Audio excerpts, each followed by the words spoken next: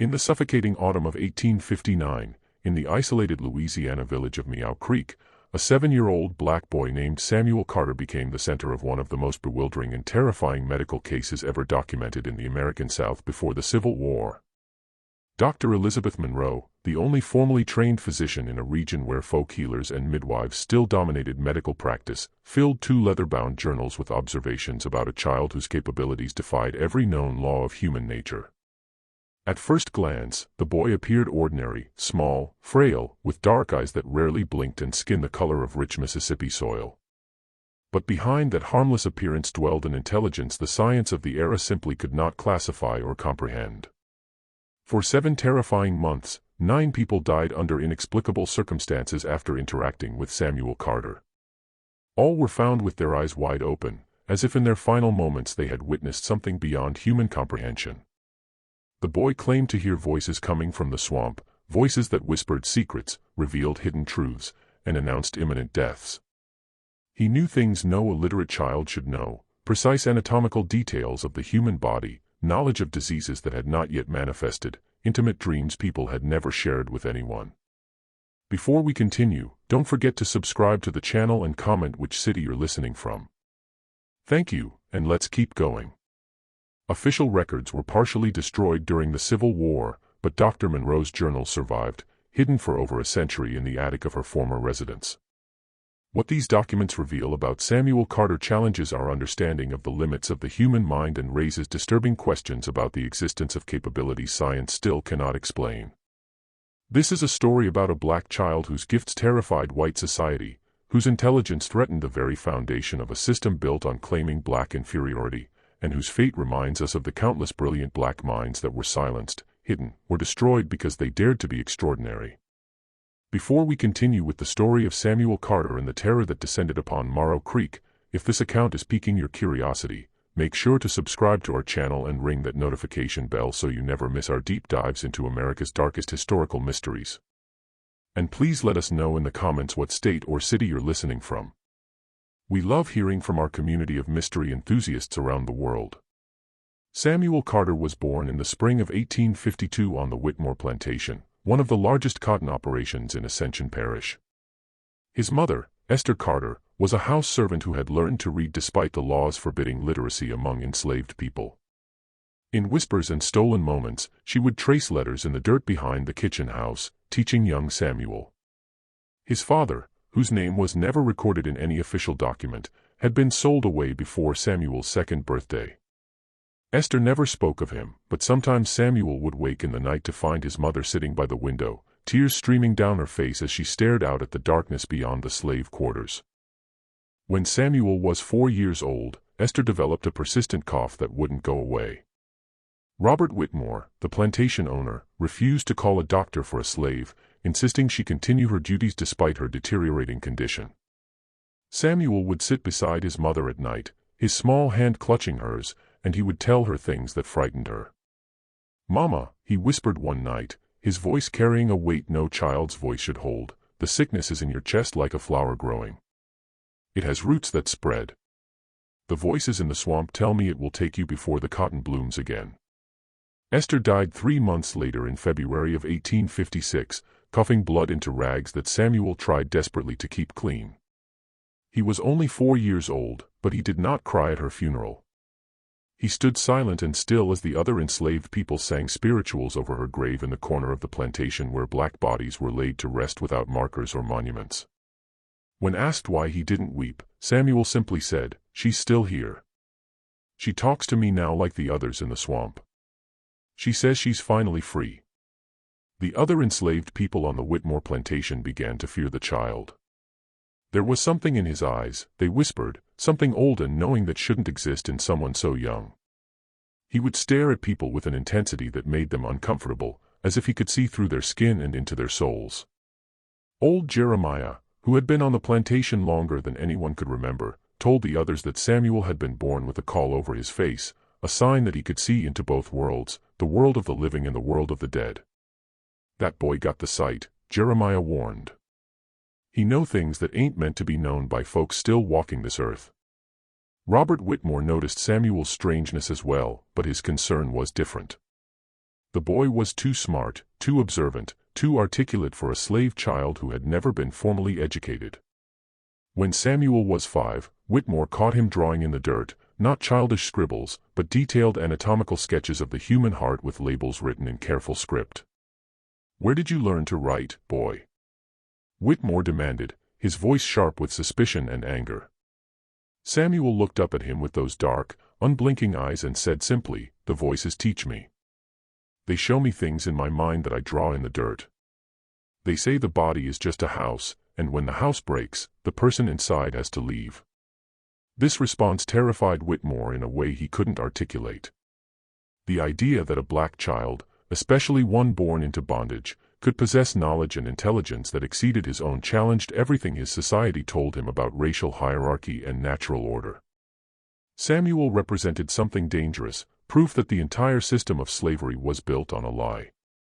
If a slave child could be this brilliant, this perceptive, this extraordinary without any formal education, what did that say about the claims of black inferiority that justified the entire institution?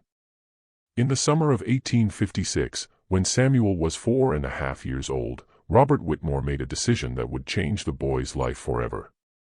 He sold Samuel to a slave trader passing through the parish, getting rid of the child who made him uncomfortable, who challenged his worldview simply by existing. Samuel was taken from the only home he had ever known, separated from the community that had raised him after his mother's death, and transported north along the Mississippi River. He was too valuable to be sent to the brutal labor of the cotton fields. His intelligence was too obvious, his strangeness too marketable. The trader believed he could get a premium price for such an unusual child, perhaps to a wealthy family looking for a curiosity or to a medical institution interested in studying exceptional cases. But Samuel never made it to auction.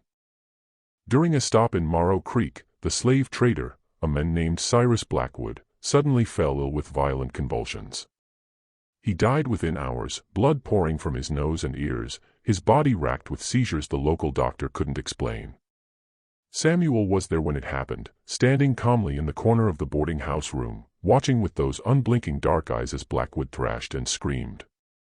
When questioned by the authorities, Samuel said only, "He hurt children. The voices told me what he did. They said his time was finished." Investigation into Blackwood's background revealed a disturbing pattern. Over the past 5 years, numerous enslaved children in his custody had died under suspicious circumstances, disappearances explained away as runaways, bodies found in rivers and marked as drownings, sudden illnesses that struck only after Blackwood had purchased a child. Samuel had somehow known things about Blackwood that no one had been willing to investigate, secrets that died with the trader in that boarding house room. With no one to claim ownership of Samuel and no legal guardian willing to take responsibility for a slave child with no papers, the boy found himself in an unprecedented situation. He was technically free, though that word meant almost nothing for a black child in Louisiana in 1856.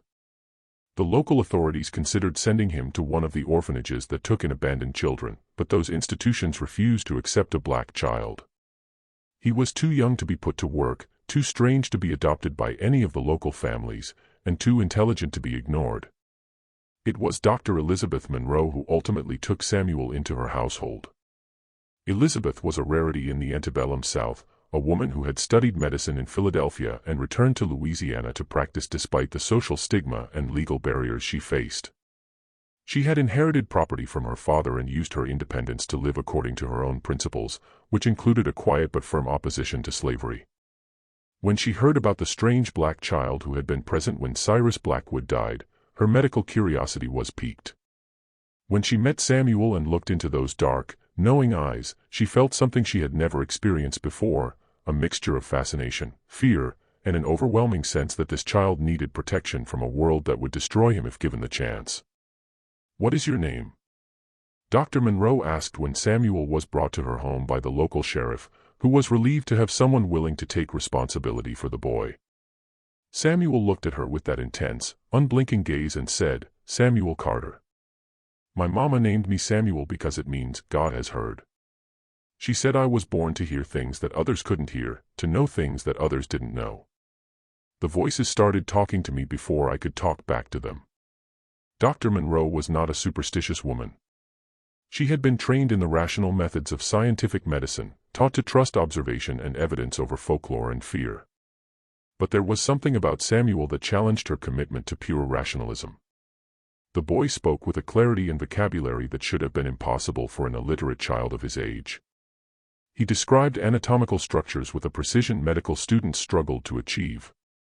And when he talked about the voices, there was no hint of madness or confusion in his demeanor, only a calm acceptance of a reality others couldn't perceive. Dr. Marorrow made Samuel a proposition. He could stay in her household, not as a servant or a ward, but as a subject of medical study. She would provide him with food, shelter, and education in exchange for his cooperation in helping her understand his unusual abilities. "I want to document what you can do," she explained. "I want to understand how your mind works, but I will not treat you as a specimen or a curiosity. You will be treated with dignity and respect, and if at any time you wish to leave, I will help you find another situation." Samuel considered her offer with a seriousness that seemed far beyond his years. "The voices say you're different from the others," he finally said. "They say you see people as people, not as property or problems. They say you're trying to understand things that scare most folks. I'll stay with you, Dr. Marorrow. But you need to know something. The people who come near me, the people who mean harm or carry darkness in their hearts, they don't live very long. I don't kill them. I just know when death is coming for them, and sometimes the voices make sure it happens faster than it would have otherwise." This statement should have frightened Dr. Marorrow away. Instead, it deepened her fascination. She had studied cases of unusual mental abilities in her medical training, stories of people with exceptional memory, individuals who could perform complex mathematical calculations instantly, children who could reproduce musical compositions after hearing them only once. But Samuel seemed to represent something different, something that bridged the gap between exceptional cognitive ability and something her scientific framework couldn't easily categorize. He wasn't just intelligent, he seemed to possess knowledge he couldn't have acquired through normal learning. He didn't just have good intuition, he appeared to know specific details about people and events that no observation could have revealed.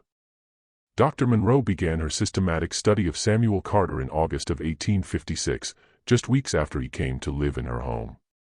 She created detailed records of their daily interactions, documenting his statements, his behaviors, and the uncanny accuracy of his predictions.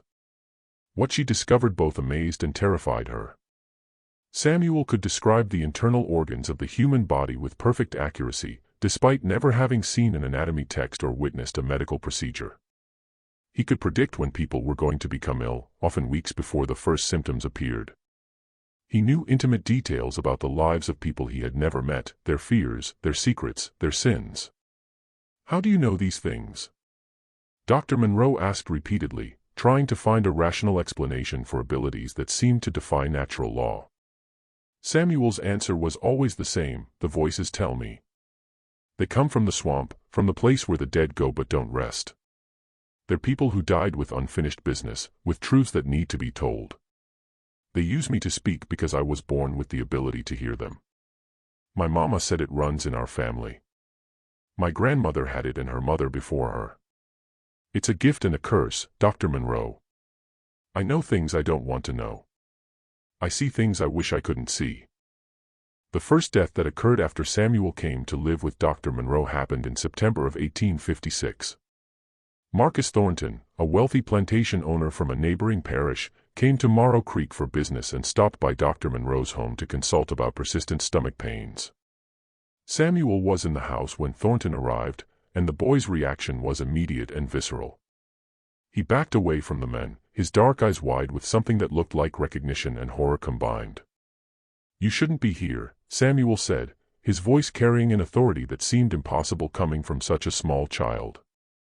"The voices are screaming about you. They say you killed 3 children, 2 boys and a girl. They say you buried them where no one would look, in the old cemetery behind your plantation house where the slave graves are unmarked.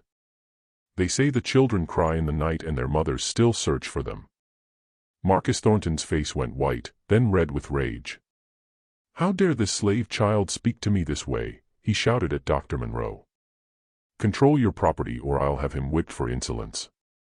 But there was something in Thornton's reaction that went beyond mere offense at a breach of social protocol. There was genuine fear in his eyes, the look of a man whose darkest secrets had been exposed to the light. Dr. Marorrow, despite her discomfort with the situation, defended Samuel. "He is not my property, Mr. Thornton. He is under my protection, and I would appreciate it if you would leave my home immediately."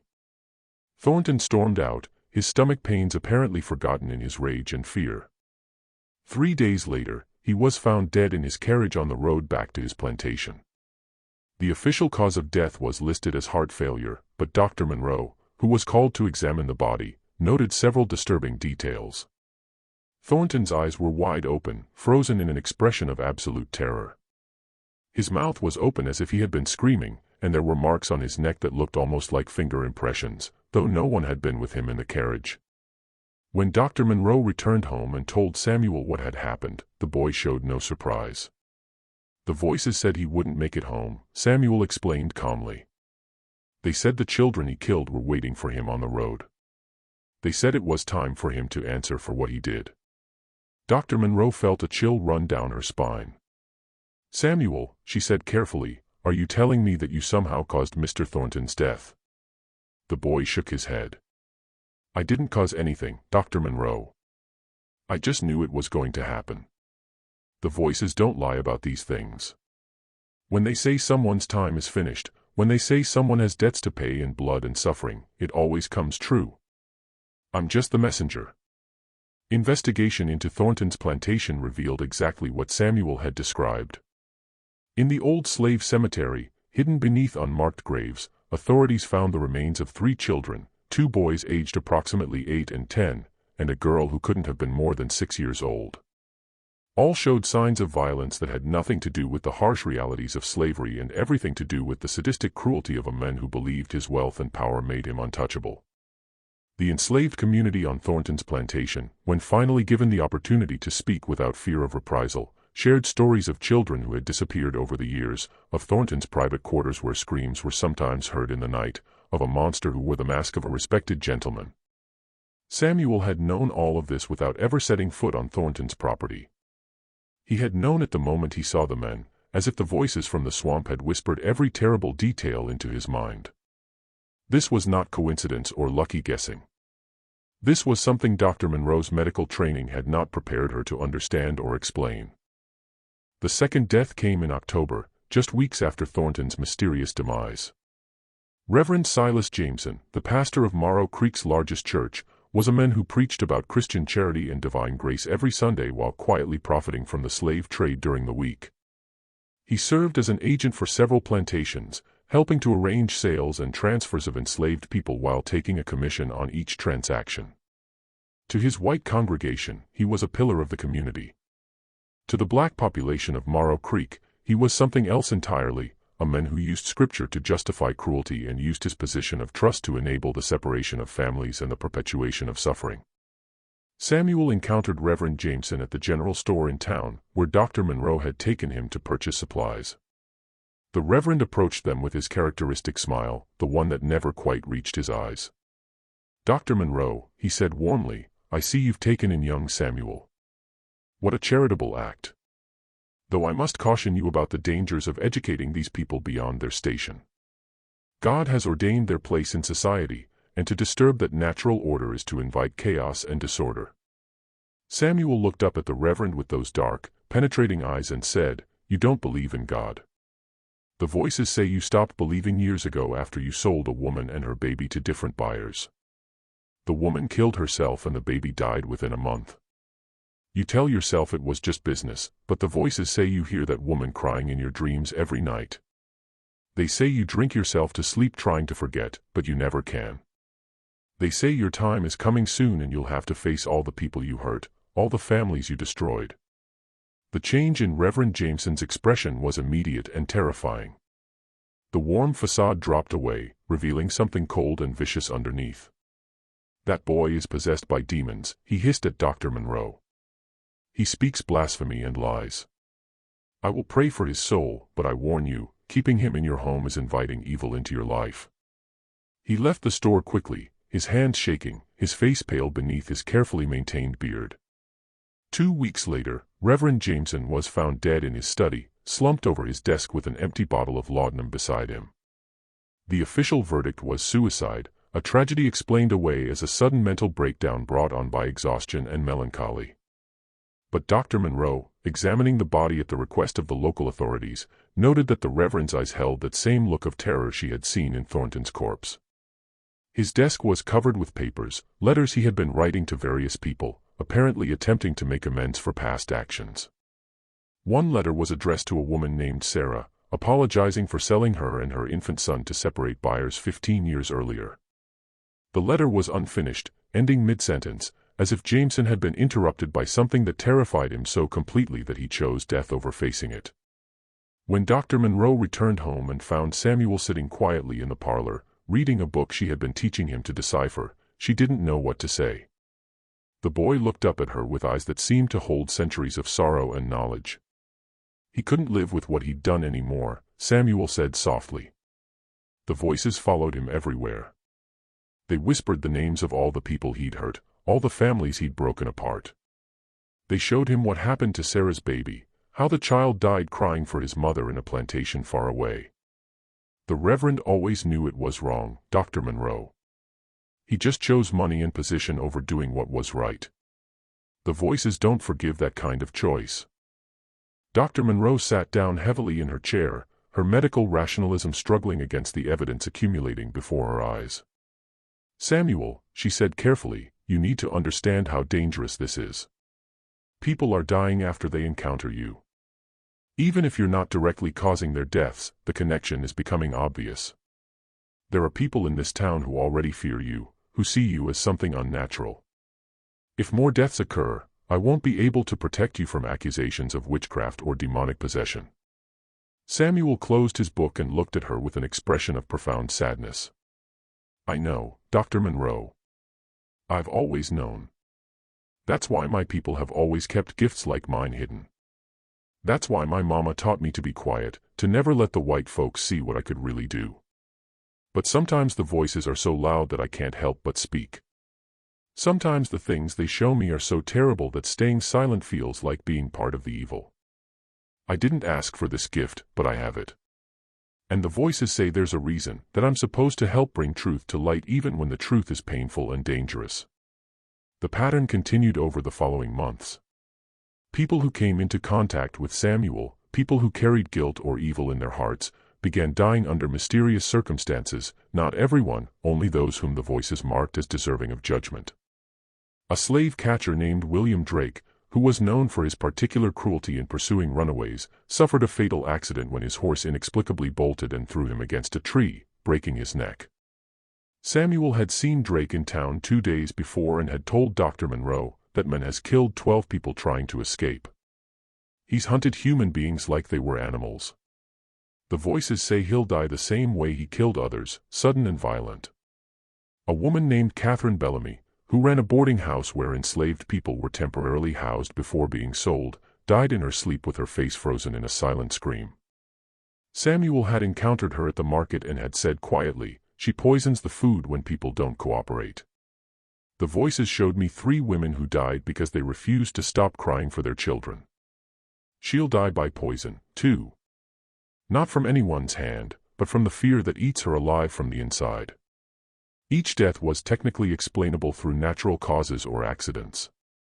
But the pattern was unmistakable to anyone paying attention. Samuel Carter knew things he shouldn't know. He predicted deaths with uncanny accuracy. And the people who died were invariably those who had committed terrible acts, particularly acts of cruelty toward enslaved people.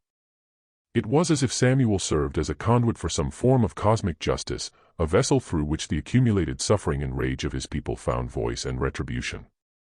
Dr. Marorrow's journals from this period reveal her growing confusion and fear. She was a scientist trained to observe and document phenomena according to rational principles. But Samuel challenged every framework she had for understanding the world. She conducted tests, trying to determine if his knowledge came from some form of heightened observational ability or perhaps an exceptional memory that allowed him to recall and connect details that others missed. But the evidence consistently pointed to something beyond natural explanation. Samuel knew things he could not have observed. He described events he could not have witnessed. He predicted outcomes that no amount of careful deduction could have foreseen. The boy possesses knowledge that defies conventional explanation, Dr. Marorrow wrote in her journal in January of 1857. He describes the internal structure of organs he has never seen dissected. He knows the names of diseases and their symptoms without having studied medicine. He can look at a person and tell me details about their past that he could not possibly have learned through normal means. Most disturbing of all, he predicts deaths with an accuracy that I can no longer dismiss as coincidence.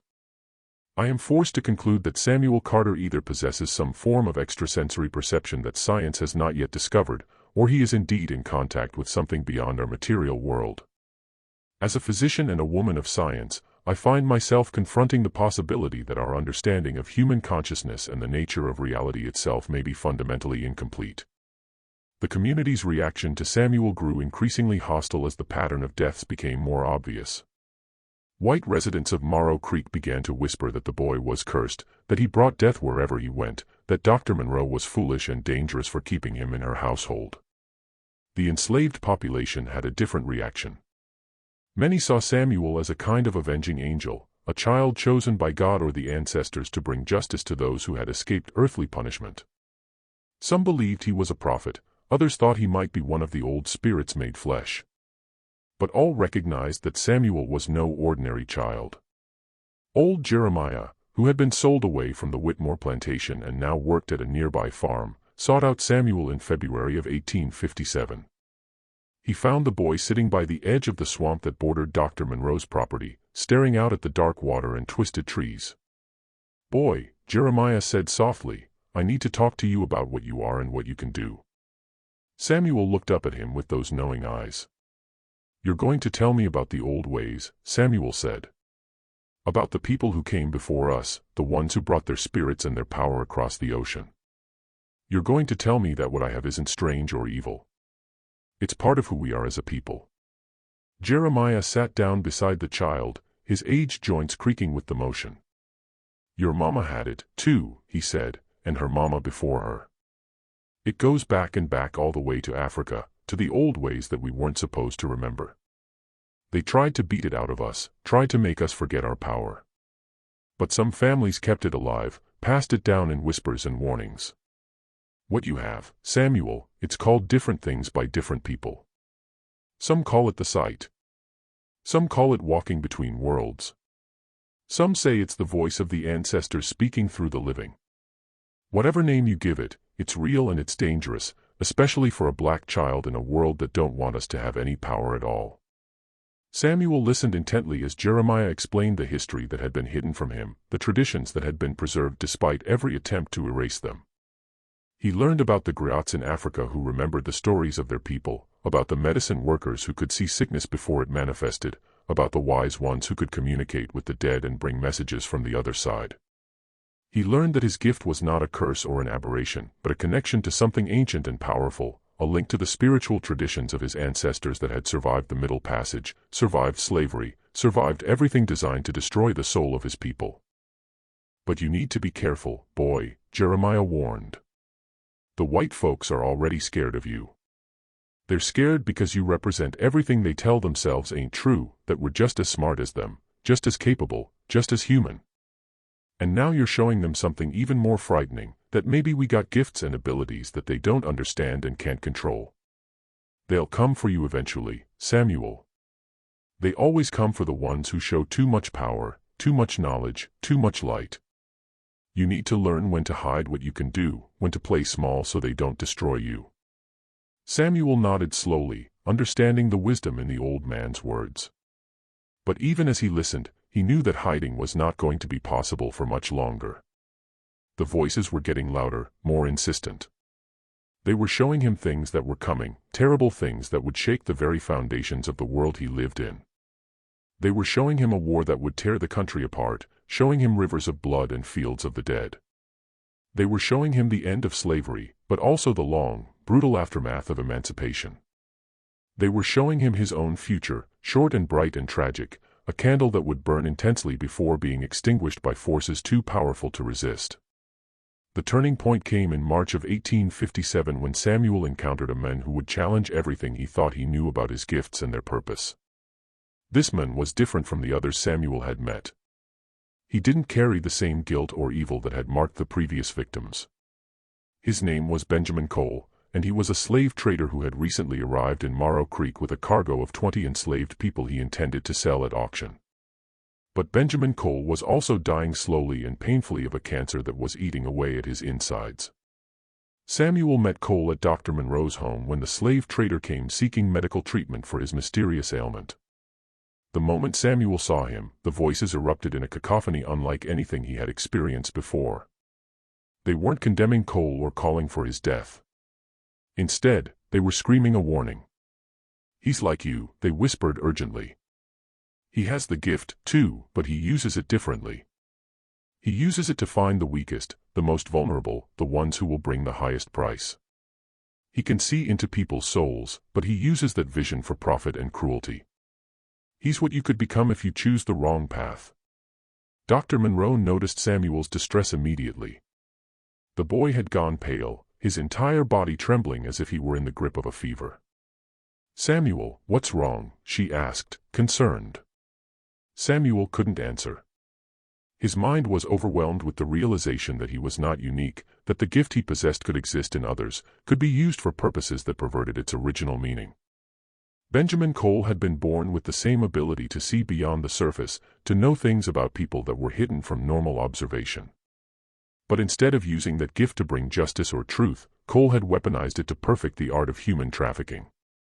He could look at an enslaved person and know exactly what weaknesses to exploit, what prices to demand, what lies to tell to maximize his profit. Benjamin Cole looked at Samuel with eyes that held a terrible recognition. "Well, well," he said softly, his voice carrying a mixture of surprise and dark amusement. "I've heard the stories about you, boy, the child who knows things he shouldn't know, who predicts deaths and speaks truths that frighten good Christian folk. I didn't believe the tales until now, but I can see it in you. That same spark I see in my own mirror. You're like me, Samuel Carter. We're both cursed or blessed, depending on how you look at it, to see the world as it really is, stripped of all the pretty lies people tell themselves." Samuel found his voice, though it came out hoarse and strained. "I'm nothing like you," he said. "The voices told me what you do. You take people who are already broken and you break them further. You look into their souls and find the exact words that will make them give up hope. You're everything the gift was never supposed to be used for." Cole laughed, a harsh sound that held no joy. "Listen to yourself, boy. The gift was never supposed to be anything. It just is. You use it your way, passing judgment on people you've decided are evil, letting your voices whisper their condemnations until those people die in convenient accidents. I use it my way, making a living in a world that doesn't care about should or shouldn't, only about what works and what doesn't. Don't pretend you're better than me just because you've convinced yourself you're on the side of righteousness." This confrontation shook Samuel to his core. Was Cole right? Was his gift merely a tool that could be used for any purpose, good or evil, depending on the wielder's intentions? Were the voices that guided him truly sources of divine or ancestral justice? Or were they just reflections of his own anger and pain, his own desire to see those who hurt his people suffer consequences? For the first time since his mother's death, Samuel felt genuine doubt about his purpose and his path. Dr. Marorrow sent Cole away with a tincture for his pain and a grim prognosis. The cancer would kill him within 6 months, possibly sooner. After the slave trader left, she sat down with Samuel and waited for him to speak. The boy was quiet for a long time, staring out the window at the swamp beyond. Finally, he said, "What if I'm wrong about everything, Dr. Marorrow? What if the voices aren't messages from the dead or the ancestors? What if they're just my own mind twisted by anger and grief, creating justifications for wanting people to suffer?" Dr. Marorrow chose her words carefully. "Samuel, I can't tell you whether your voices are real in the way you believe them to be. I don't have the knowledge or wisdom to make that determination. But I can tell you what I've observed. The information you provide is accurate in ways that exceed any natural explanation I can conceive. You've revealed truths about people that led to the discovery of crimes that might otherwise have remained hidden. The people who have died after encountering you were, without exception, individuals who had caused tremendous suffering to others. Whether that's justice or vengeance, whether it's divine intervention or some unknown psychological phenomenon, I cannot say. But I believe your intentions matter. Benjamin Cole uses his gifts, whatever they may be, to cause harm. You use yours to expose harm that has already been done. That distinction may not satisfy philosophical inquiry, but it matters in the practical reality of human existence. Samuel took some comfort from Dr. Marorrow's words, but the doubt planted by his encounter with Benjamin Cole continued to grow. Over the following weeks, he became more withdrawn, less willing to speak about what the voices told him. He still heard them, still saw the visions they sent, but he began to question whether acting on that information was truly justice or merely his own desire for revenge against a world that had taken everything from him. Benjamin Cole died in May of 1857, his body finally succumbing to the cancer that had been consuming him. But before he died, he did something that would change Samuel's life irrevocably.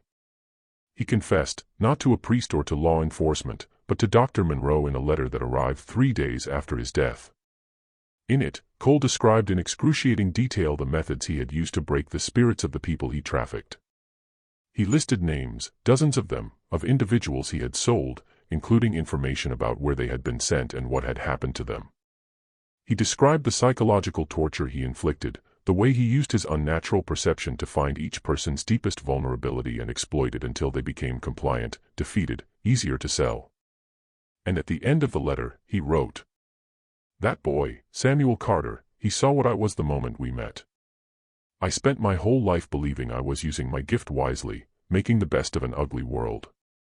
But looking into that child's eyes, I saw myself reflected back and I realized I had become a monster. The cancer eating my body is nothing compared to the rot that's been consuming my soul. Tell the boy he was right. Tell him he's better than me. Tell him to never become what I became, no matter how tempting it might be to use his power for personal gain. And give the enclosed documents to the abolitionists in the North.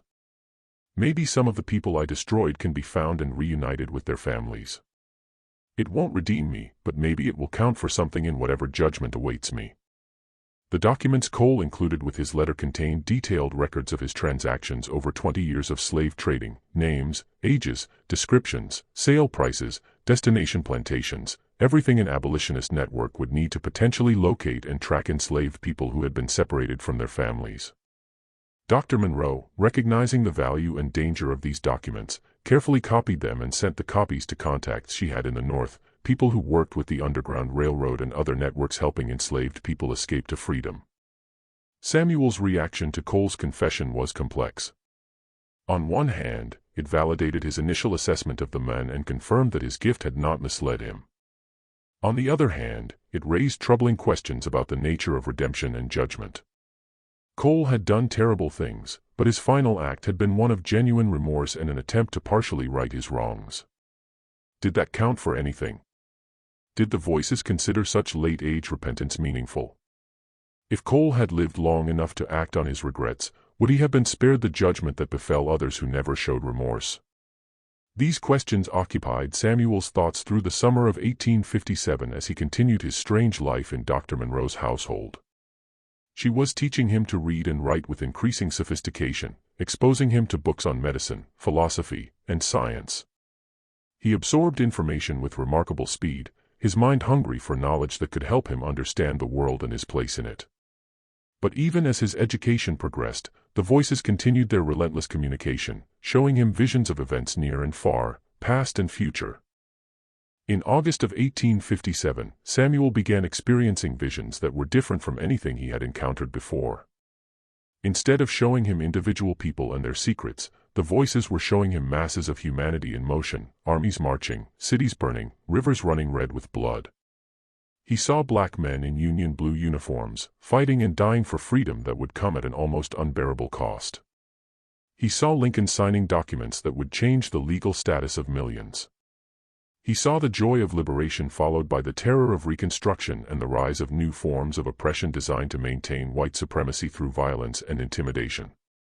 He saw generations stretching forward, each fighting the same battles in different forms, each pushing incrementally toward a justice that remained always just out of reach. These visions exhausted Samuel in ways that his previous experiences had not. He began losing weight, sleeping poorly, waking in the night with screams that brought Dr. Marorrow running to his room. "They're showing me too much," he told her during one of these midnight episodes. "They're showing me what's coming, not just for individuals, but for all of us. There's a war coming, Dr. Marorrow. A war that will tear this country apart. And even when it's over, even when slavery ends, the hatred and violence won't stop. They'll find new ways to keep us in chains. They'll create new laws and new systems to maintain the same cruelty under different names. And it will go on and on for generations, maybe forever." Dr. Marorrow held the trembling boy, feeling helpless in the face of visions she couldn't see and horrors she couldn't prevent. "Samuel," she said softly, "you can't carry the weight of all that suffering. You can't hold the pain of the past and the future all at once. You're just a child. Even with your extraordinary gifts, you're still just a child." But Samuel shook his head. "I stopped being just a child when my mama died and the voices started talking to me. I stopped being just a child when I realized I could see into people's souls and know their secrets. The voices don't care that I'm young, Dr. Marorrow. They use me because I'm available, because I was born with the ability to hear them. But sometimes I wish I was deaf to them. Sometimes I wish I was just a normal boy who didn't know anything except how to play and laugh and be free from all this knowledge." The ninth and final death that would occur during Samuel's time in Marorrow Creek happened in September of 1857. And it was the death that would force Dr. Marorrow to make an impossible choice about the boy's future. The victim was Judge Albert Crane, one of the most powerful men in the parish, a man whose legal decisions had upheld the institution of slavery through decades of carefully reasoned opinions that treated human beings as property. Crane was known for his particular harshness in cases involving enslaved people accused of crimes. His verdicts were swift, his sentences brutal, his justifications rooted in a philosophy that denied the full humanity of black people. Samuel encountered Judge Crane at a social gathering Dr. Marorrow attended, bringing the boy with her despite the social impropriety of bringing a black child to a white social event. She had been invited because of her medical expertise, and she brought Samuel because she was increasingly reluctant to leave him alone. The moment Samuel saw Judge Crane, his face went pale and his body rigid. The voices erupted with an intensity that was almost physical, their message so loud and insistent that Samuel couldn't help but speak it aloud. "You sentenced a man to death for trying to protect his daughter," Samuel said, his voice carrying across the sudden silence that fell over the gathering. "His name was Thomas. He killed the overseer who was raping his 15-year-old daughter. You said, a slave has no right to defend his family. That property cannot commit justifiable homicide against its owners. You watched him hang and you felt nothing. You've sent 47 people to death by hanging, 213 to brutal whipping, countless others to be sold away from their families as punishment. The voices say every single one of those people is waiting for you. They say your judgment is coming, and it will be as merciless as the judgments you handed down." The reaction was immediate and violent. Judge Crane, his face purple with rage, demanded that Samuel be removed and punished for his insolence. Several men at the gathering moved toward the boy with clear intent to inflict immediate physical harm. Dr. Marorrow positioned herself between Samuel and the angry mob, her voice sharp and commanding. "This child is under my protection and is speaking from a place of mental disturbance. He means no harm and deserves compassion, not violence." But Judge Crane was not satisfied. "That boy has pronounced a death sentence on me based on lies and delusions. He will be taken into custody and punished according to the law. No black child will threaten a sitting judge and escape consequences." Dr. Marorrow knew she had only moments to act. She gathered Samuel quickly and left the gathering, ignoring the shouts and threats that followed them.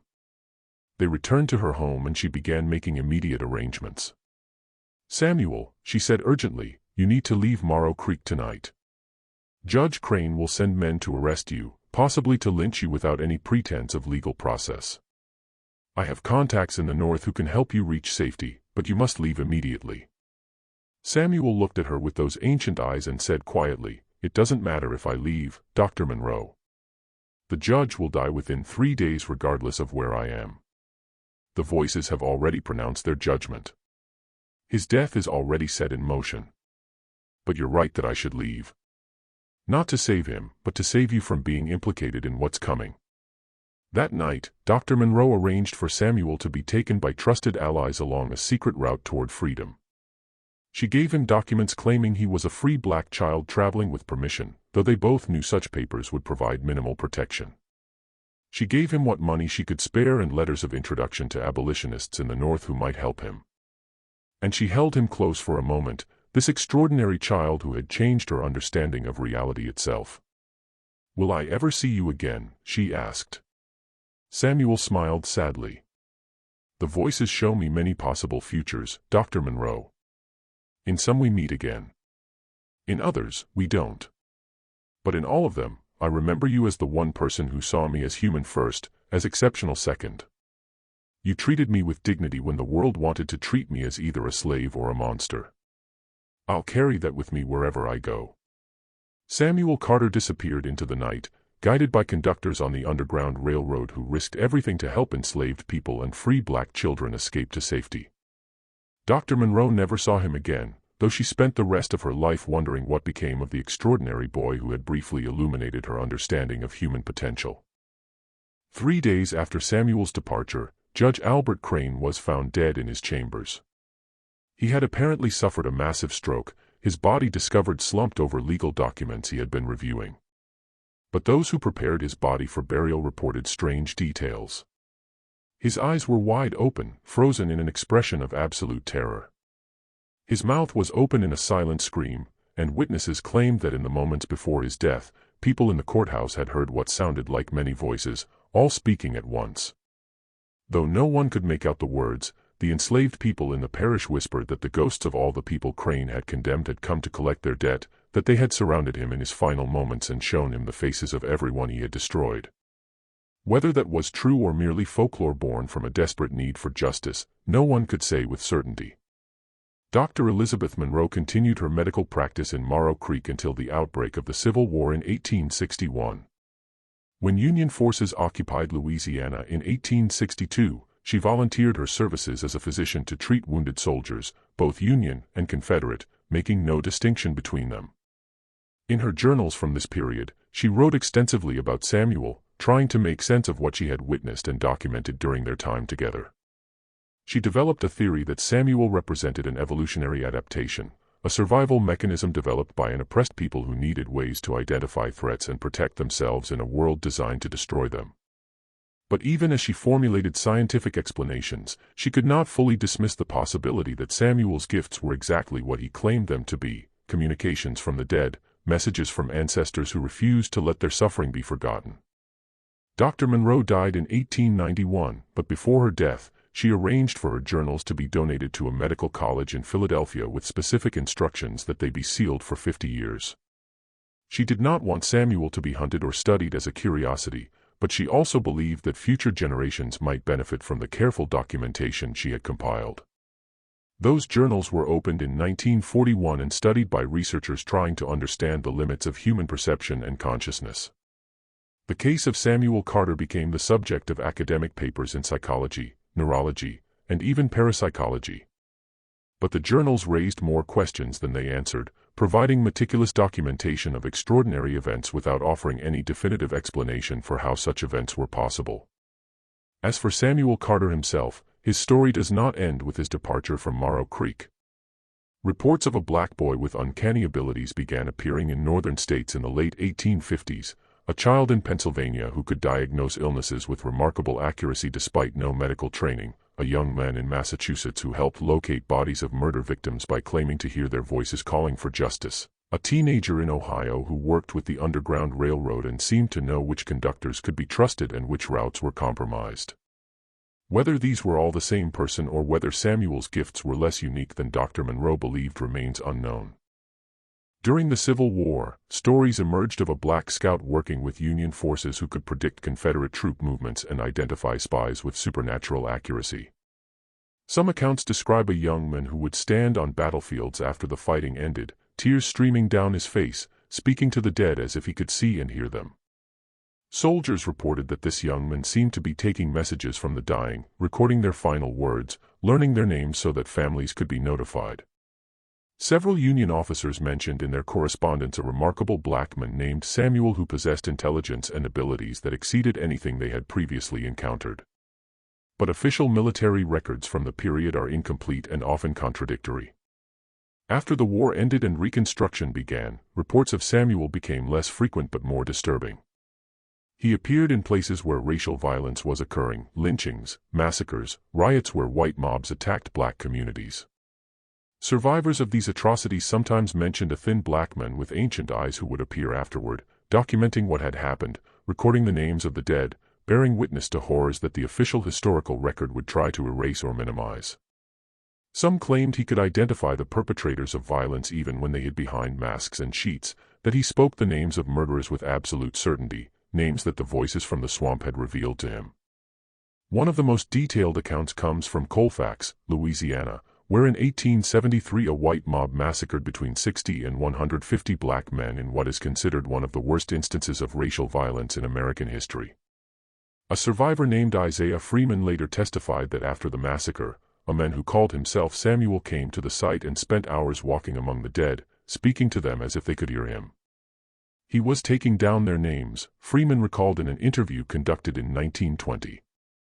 He said the voices told him each name, told him who they had been in life, who their families were. He said he was making a record that couldn't be destroyed or forgotten, a record that would last longer than any written document. I asked him how he could stand to be among so much death. And he said, "I've been walking among the dead since I was 4 years old. They're no more frightening than the living. Often they're more honest." The last confirmed sighting of someone who might have been Samuel Carter occurred in 1899 in Wilmington, North Carolina, in the aftermath of a coup d'etat where white supremacists overthrew the legitimately elected local government and murdered dozens of black citizens. A black journalist named Alexander Manley, who was forced to flee the city, wrote about encountering a man who claimed to be documenting the massacre for a record that would outlast the lies white folks tell about what really happened here. According to Manley's account, this man was in his late 40s, thin and worn, with eyes that looked like they had seen every terrible thing that could happen to our people and remembered all of it. When Manley asked the man his name, he replied, "I've been called many names. Samuel is the one my mother gave me. It means God has heard." I hope she was right about that. After 1899, there are no further documented sightings of Samuel Carter, though his legend persisted in black communities throughout the South. He became a folk figure, a ghost story parents told their children, sometimes as a warning, "Be good or Samuel Carter will know your secrets," sometimes as a source of hope, "No matter what they do to us, Samuel Carter writes it all down, and one day there will be a reckoning." Some claimed he had died, finally released from the burden of hearing voices that never stopped speaking. Others insisted he had found a way to silence the voices and live a normal life under a new identity. Still others believed he was still out there somewhere, still walking among the dead, still recording the names and stories of black people whose suffering might otherwise be forgotten. Dr. Monroe's journals end with a reflection written shortly before her death that captures both the mystery and the meaning of Samuel Carter's story. "I spent years trying to understand Samuel scientifically, trying to find a rational explanation for abilities that defied rational explanation. But perhaps I was asking the wrong questions. Perhaps the point was never to understand how he did what he did, but rather to recognize what his existence meant." Samuel Carter was proof that black people possessed capabilities and intelligence that the society of his time refused to acknowledge. He was proof that oppression and suffering do not destroy the human spirit but sometimes refine it into something extraordinary. He was proof that justice, even when denied by human institutions, finds ways to assert itself through unexpected channels. Whether his voices were real or metaphorical, whether his gift was supernatural or simply an expression of human potential we don't yet understand, the result was the same. Truths were revealed, crimes were exposed, and a child who should have been crushed by the weight of slavery instead became a force for accountability and remembrance. That matters more than any scientific explanation I could have provided.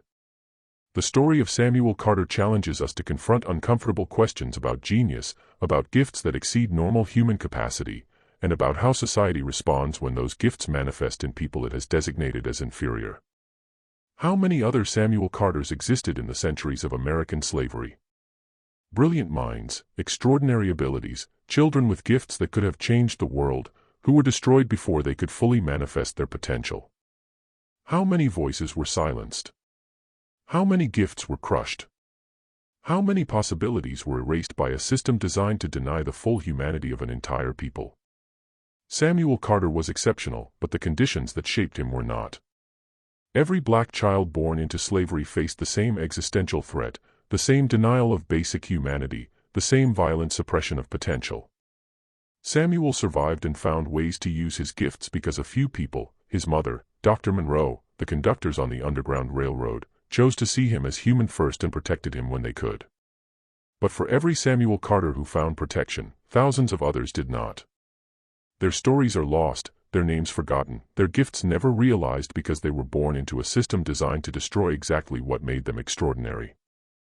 The mystery of Samuel Carter ultimately is not about whether his voices were real or whether he truly possessed supernatural abilities. The mystery is about what it means to be human, to possess gifts and intelligence and potential in a world that denies your right to exist as a full person. The mystery is about how genius survives oppression, how truth finds voice even when speaking truth is dangerous, how justice asserts itself even when every official institution denies it. The mystery is about the countless brilliant black minds that existed in the darkness of slavery in the centuries that followed, minds that changed their communities in quiet ways even when they couldn't change the larger world. Samuel Carter may have heard voices from the swamp. Or he may have simply been so attuned to the suffering of his people that he could sense injustice the way others sense changes in the weather. Either way, he represented something that terrified the architects of white supremacy, proof that the entire edifice of racial hierarchy was built on lies. His intelligence, his gifts, his very existence challenged every justification for slavery and oppression. That's why his story was buried. That's why the official records were destroyed or hidden. That's why even the detailed documentation Dr. Monroe compiled was sealed away for decades. Samuel Carter was dangerous not because of how people died around him, but because of what he proved by living, that black humanity, black intelligence, black potential could not be erased, no matter how brutal the system designed to accomplish that erasure. What do you think of this story? Do you believe Samuel Carter truly heard voices from the dead? Or was his gift something else entirely, a form of human perception we still don't fully understand? Have you heard stories in your own family about ancestors who seemed to know things they shouldn't have known, who had gifts that defied explanation? Leave your comment below and let us know your thoughts about this remarkable chapter in Black American history. If you found this story powerful and want to hear more untold stories of extraordinary black people who changed history in ways that were never properly recognized, subscribe to our channel. Hit that notification bell and share this video with someone who needs to know that our ancestors were brilliant, powerful, and extraordinary even in the darkest circumstances. Remember, the stories they tried to erase are the stories we must tell loudest. The voices they tried to silence are the voices we must amplify. And the lives they tried to reduce to property and statistics were lives full of intelligence, gifts, and humanity that changed the world even when the world refused to acknowledge it. See you in the next video, where we continue to uncover the hidden history of our people.